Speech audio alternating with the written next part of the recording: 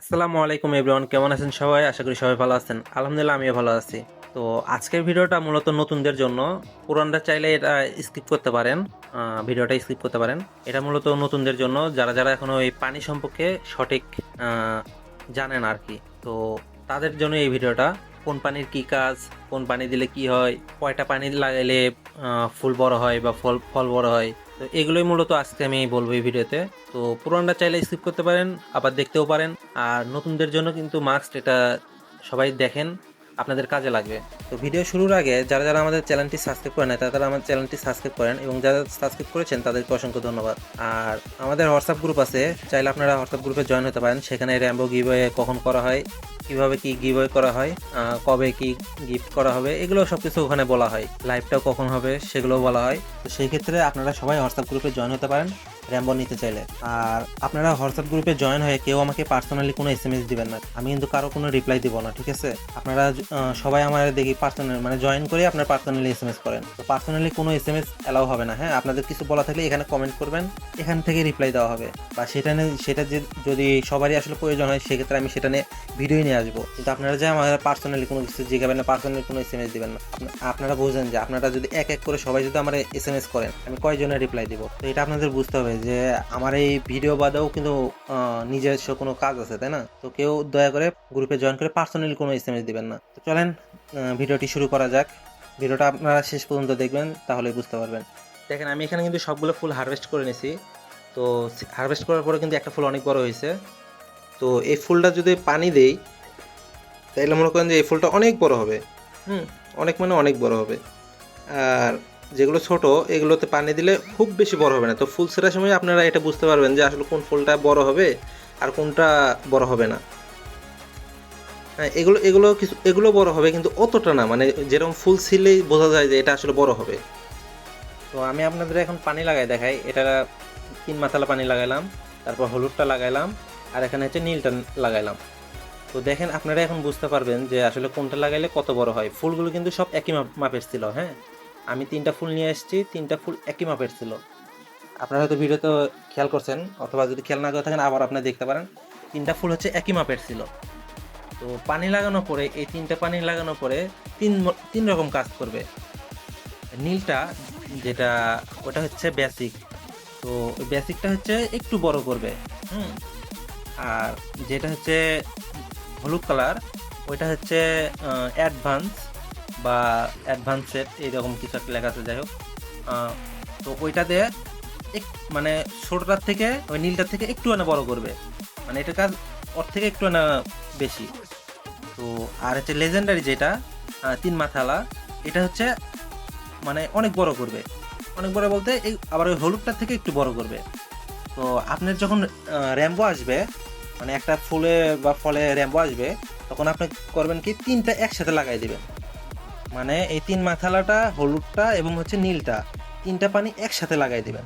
তাহলে দেখবেন যে ফুলটা অনেক বড় হয়ে যাবে, ঠিক আছে? তো এই পানিগুলোর এই কাজ। আর আপনারা অনেকেই যারা হচ্ছে এই যে পুরান প্লেয়ার বা পুরান প্লেয়ারই যারা এই গেম অনেকদিন হলে খেলেন, তারা আমি মানে অনেক খেয়াল করে দেখছি যে তারা কি করেন, নীল পানি হচ্ছে 3টা 4টা লাগাই দেন, তারপরে হলুদটা হচ্ছে 2-3টা লাগাই দেন, তারপর লেজেন্ডারি 2-3টা লাগাই দেন। তো ভাই আপনারা এতদিন হলে খেলেন, কিন্তু আমি জানি না যে আপনারা এই 3-4টা করে লাগাই কি পান। আমি নিজে মানে অনেক পরীক্ষা করে দেখছি বা অনেক লাগাই দেখছি যে 3-4টা লাগালেও আমি যতটুকু হয় অতটুকুই হয়। আবার যখন আমি একটা একটা করে লাগাই তখন ওই একই হয়।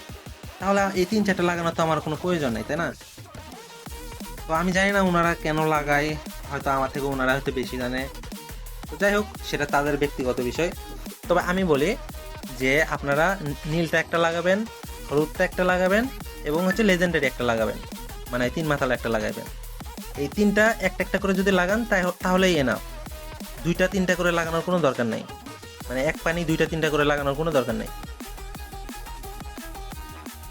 শুধু র্যাম্বো আসলে এই 3টা একসাথে লাগাবেন, তা না হলে লাগানোর দরকার নেই। আর যখন হচ্ছে আপনারা পাইনাপেল, মাশরুম এগুলো র্যাম্বো ট্রাই করবেন, তখন 3টা একসাথে লাগায় তারপর র্যাম্বো ট্রাই করতে পারেন।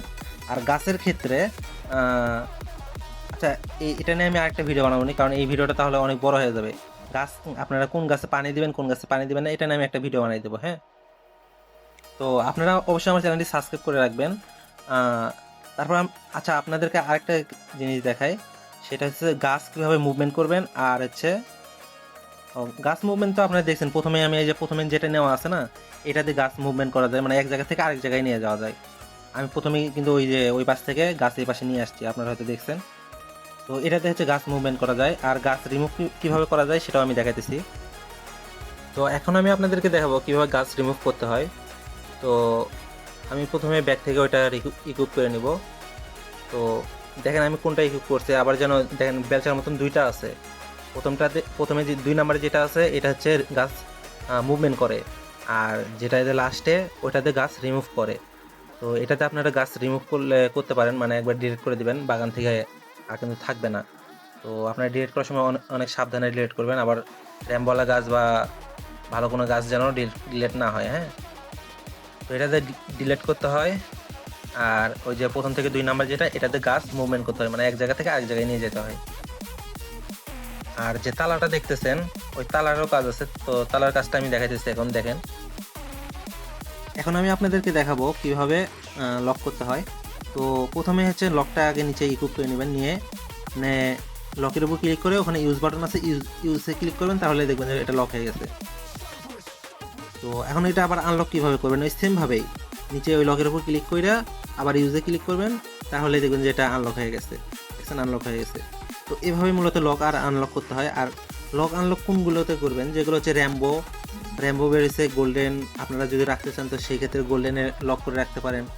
এই লক করলে হয় কি যে আপনি ছিঁড়তে পারবেন না আর। হ্যাঁ, যতক্ষণ পর্যন্ত লক লাগানো থাকবে ততক্ষণ পর্যন্ত ছিঁড়তে পারবেন না, মানে হারভেস্ট করতে পারবেন না। তো আপনারা সবাই এভাবে লক করে রাখতে পারেন।